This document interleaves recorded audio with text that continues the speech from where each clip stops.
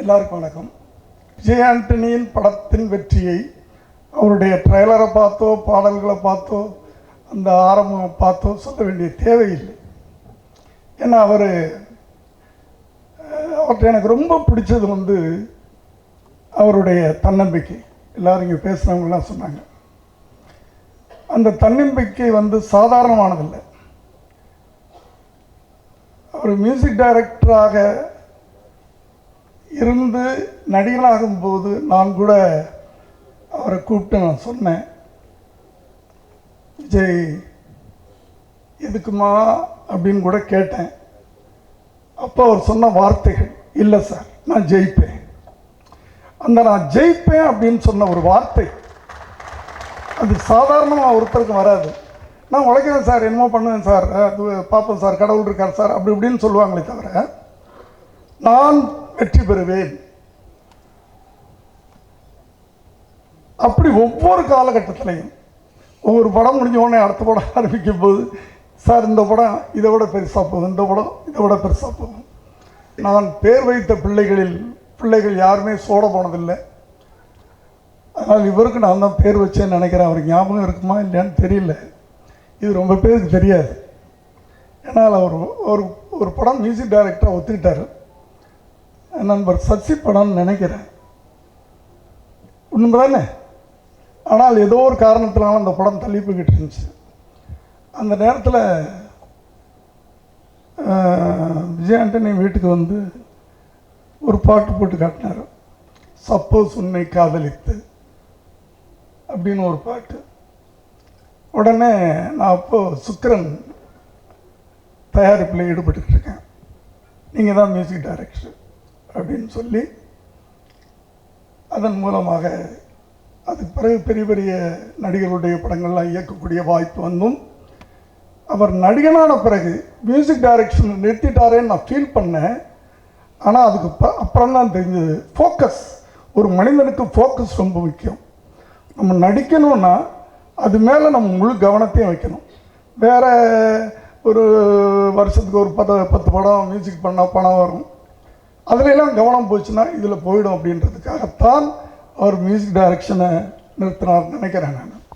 அது உண்மையிலேயே பாராட்ட வேண்டிய ஒன்று. அப்போது வீட்டுக்கு அந்த பாட்டை போட்டு காட்டும் போதும் உங்கள் பேர் என்னன்னு கேட்டேன்.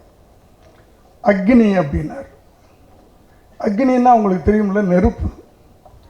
எனக்கு கொஞ்சம் கஷ்டமாக இருந்துச்சு, என்னடா நெருப்பு நம்மளை சுற்றுமோ என்னமோ அப்படின்னு சொல்லிட்டு அவர்கிட்ட, விஜய் உங்கள் ஒரிஜினல் நேம் என்னன்னு கேட்டேன். விஜய் ஆண்டனின்னு சொன்னார். ரொம்ப அழகான பேர், உங்கள் தாய் வச்சுருக்காங்களே, அதையே நீங்கள் அக்னின்னு மாற்றுறீங்க. விஜய் என்றாலே வெற்றி, ஆண்டனி என்றால் காக்கும் கடவுள், அந்தோணி என்று சொல்லுவார்கள். இந்த கடற்கரை கிராமத்துக்கெல்லாம் போனீங்கன்னா அந்தோணியார் கோயில் தான். ஏன்னா கடலுக்குள்ளே போனால் திருப்பி வர்றது அவர் தயவு இருந்தால் தான் வர முடியும், அந்தோணியார் தயவு இருந்தால் தான் வர முடியும். அப்படியேப்பட்ட ஒரு நல்ல பேரை வச்சுக்கிட்டீங்க, இப்படி கொஞ்சம் விஜய் ஆண்டனின்னு பேரை மாற்றிக்கிறீங்களான்னு கேட்டேன். அவர் எதுவுமே சொல்லாமல் சரின்ட்டார். அதுக்கு பிறகு தான் நான்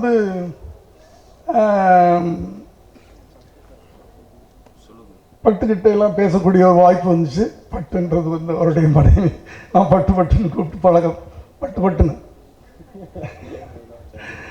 அவங்க சொன்னாங்க, அவர் ரொம்ப பிடிவாதக்காரராச்சு அங்கிள், எப்படி ஒத்துக்கிட்டார் அப்படின்னு. அது என்னமோ ஏன் நல்ல நேரம் நினைக்கிறோமா அப்படின்னு சொல்லிட்டேன். இப்படி இன்னைக்கு பார்த்தீங்கன்னா அவருடைய வளர்ச்சி எனக்கு பிரமிப்பாக இருக்கிறது, சந்தோஷமாக இருக்கிறது.